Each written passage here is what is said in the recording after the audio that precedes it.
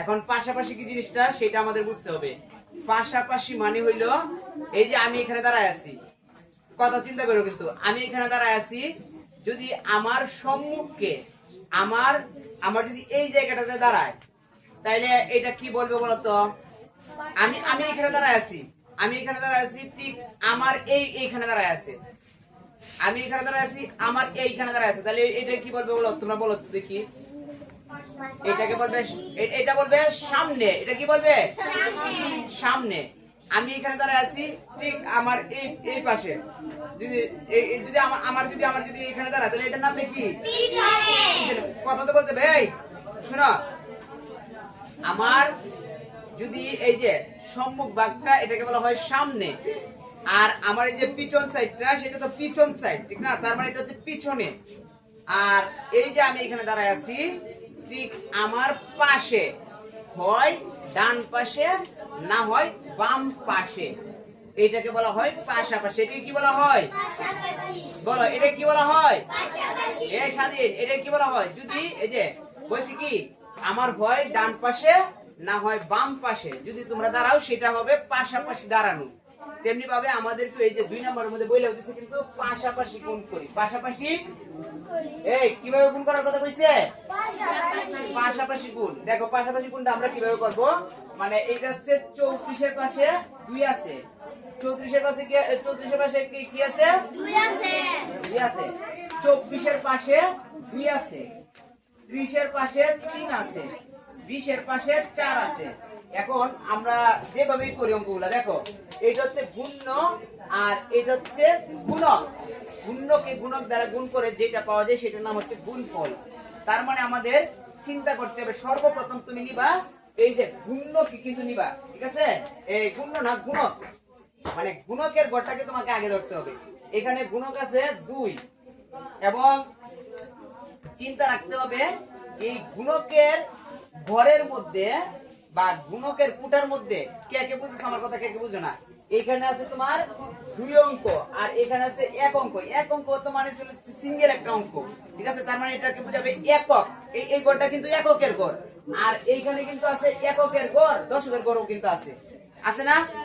মানে এককের গড়, এটা হচ্ছে এককের গড়, অনলি এককের গড়, আর এটা হচ্ছে একক দশক, দুইটাই নিতে হবে। এখন যে আমরা যে নিব পাশাপাশি যে গুণটা করব, এই গুণটা সর্বপ্রথম এই যে তুমি যে গুণকের মধ্যে যে তোমার এককের গড়টা আছে, একটা অঙ্ক যেহেতু আছে, মানে 2 যেহেতু আছে, তার মানে আমরা এই 2 কে এই 2 দ্বারা সর্বপ্রথম এটা মনে করো 4 নাকি 3, কোনটার সাথে প্রথম কোনটা করতে হবে বলো তো শুনি?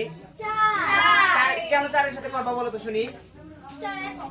এককের, হ্যাঁ 4 এককের কারণে আমাদের কিন্তু 4 এর সাথে প্রথম করতে হবে, ঠিক আছে? তার মানে যদি তুমি 4 এর যদি তুমি 2 দিয়ে গুণ দাও, 4 এর যদি তুমি 2 দিয়ে গুণ দাও, মানে 2 এর নামতা এমন লাগবে 4 পর্যন্ত। 2 এর নামতা কত পর্যন্ত আসতে হবে? 4 পর্যন্ত। 2 একে 2, 2 দুগুণে 4, 3 দুগুণে 6, 4 দুগুণে 8। এই যে এই 8 কি এখন এইখানে লিখবো নাকি আমাদের এইখানে লেখা দরকার বলো? ডান পাশে লিখতে হবে, কারণ আমাদের তো বামের কাজ আরো আছে, বামে আমাদের আরো লিখতে হবে। আচ্ছা, তার মানে 8 লিখলাম। এই একটার কাজ কিন্তু আমরা শেষ করে ফেললাম, একটার কাজ কিন্তু শেষ করে দিচ্ছি। এখন আবার এই 2 দিয়ে দশকের ঘরে যেটা আছে সেটার সাথে গুণ দিতে হবে। 2 এর সাথে 2 এর নামতা আমাদের 3 বার গুণে যেতে হবে। 2 এর নামতা কতবার গুণে যেতে হবে? 3 বার। 2 একে 2, 2 দুগুণে 4, 3 দুগুণে 6, 68। 68 যাতে যাতে হয় রাইট চিহ্ন দিয়ে দিবা, ঠিক আছে? এরপর আমরা দেখো আবার 2 নাম্বারটা করি। একের পরে যদি আমরা 2 নাম্বারটা করতে চাই, একই সিস্টেম। সর্বপ্রথম আমাদের কাজ করতে হবে 2 দিয়া 4 কে গুণ দিতে হবে, তারপর আবার 2 দিয়া 2 কে গুণ দিতে হবে। 2 দিয়া 4 কে গুণ দিলে জানি কত হয়? 2 দিয়া 4 কে গুণ দিলে কত হবে? 2 দিয়া 4 কে গুণ দিলে কত হবে? 8। 2 দিয়া 4 কে গুণ দিলে হবে 8। এই যে দিলাম আমি 8। আবার 2 দিয়া 2 কে গুণ দিলে ভাই যে 2 দিয়া 2 কে গুণ দিলে, মানে 2 এর নামতা 2 বার গুণলে কত হয়? 2 এর নামতা এই ভাই যে 2 এর নামতা 2 বার গুণলে কত হবে? 2 বার গুণ 4। হ্যাঁ, 2 একে 2, 2 দুগুণে 4 হবে। এই যে আমি 4 দিয়া দিলাম, ঠিক আছে? হাতে হাতে কিন্তু কিছু নাই, হাতে থাকলে কিন্তু আমাদের হাতে রাখতে হইতো। আচ্ছা, এরপর দেখো ইয়া দাঁড়াও, এই তাইবা দাঁড়াও বলো তো এইটার মধ্যে আমাদের কোনটা কাজ আগে করতে হবে বলো তো শুনি। এইটার মধ্যে আমাদের কি কিসের কাজ করতে হবে বলো তো শুনি। এটা আমরা কিভাবে করব?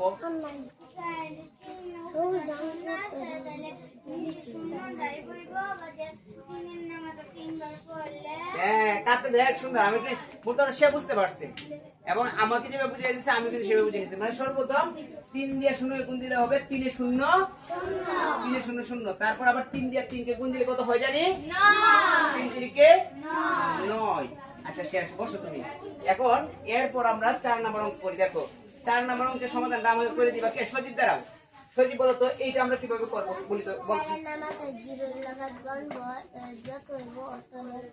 আচ্ছা 4 এর নাম তো 0 পর্যন্ত পারবে না। 4 কে 0 দ্বারা গুণ দিলে কত হবে? 0 হবে। 4 এ 0 0 দিলাম। দেখো আবার তোমরা কিন্তু আবার ডাইনে আগে বাইরে দিও না, ঠিক আছে? তাহলে কিন্তু রেজাল্ট উল্টো পাল্টা হয়ে পড়বো। আচ্ছা তারপরে আবার কি করতে হবে? এই সজীব তারপর কি করতে হবে? গণনা তো দেখি। হ্যাঁ এই যে 8। তার মানে তোমরা তো মাশাআল্লাহ খুব ভালোই বুঝো। 1 নাম্বার 2 নাম্বার 3 নাম্বার 4 নাম্বার শেষ।